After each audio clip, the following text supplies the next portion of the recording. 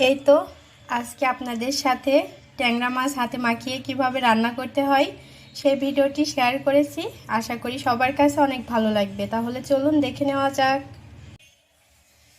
আসসালামু আলাইকুম সবাইকে, welcome back to my channel. আমি আফসানা মিমি, সবাইকে ওয়েলকাম জানাচ্ছি আমার ইউটিউব চ্যানেল আফসানা মিমি ব্লগস থেকে।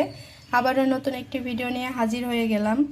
আজকে রান্না করব ট্যাংরা মাছ, আর এই রেসিপিটি আপনাদের সাথে শেয়ার করব। আশা করি ভিডিওটি সবার কাছে অনেক ভালো লাগবে। তাহলে চলুন ট্যাংরা মাছ রান্না করতে কি কি উপাদান লাগছে সেগুলো একটু দেখে নেওয়া যাক।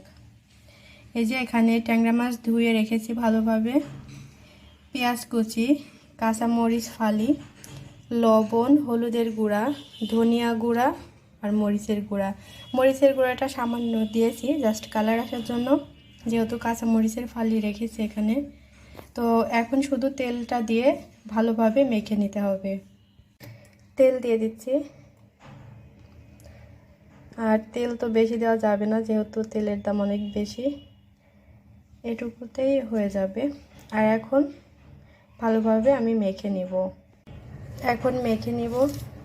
মাছটা একটু পরে, আগে পেঁয়াজ, কাঁচামরিচ আর যে মশলাগুলো দিয়েছিলাম গুঁড়া মশলা, এগুলোর সঙ্গে মিশিয়ে নিতে হবে।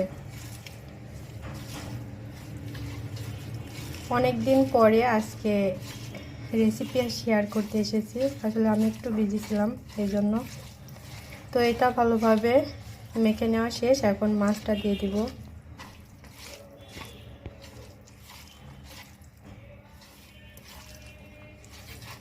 মাছটা ভালোভাবে যে মেখে নিয়েছি সব মশলার সাথে, এখন অল্প একটু পানি দিয়ে চুলায় দিয়ে দিব।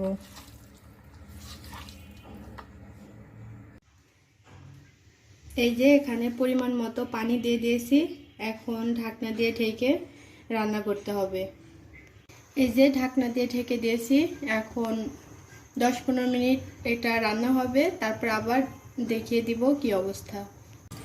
এখন 10 মিনিট হয়ে গিয়েছে, এখন দেখব মাছের কি অবস্থা। আর একটু ঝোলটা শুকিয়ে আসলে নামিয়ে নিব। সব কিছু ভালোভাবে হয়েছে, লবণ আমি চেক করে নিয়েছি। আর 4-5 মিনিট রাখলে হয়ে যাবে। এই যে রান্নাটা কমপ্লিট হয়ে গিয়েছে, এখন আমি নামিয়ে নিব। এই যে ট্যাংরা মাছ রান্নাটা শেষ, আমি নামিয়ে নিয়েছি।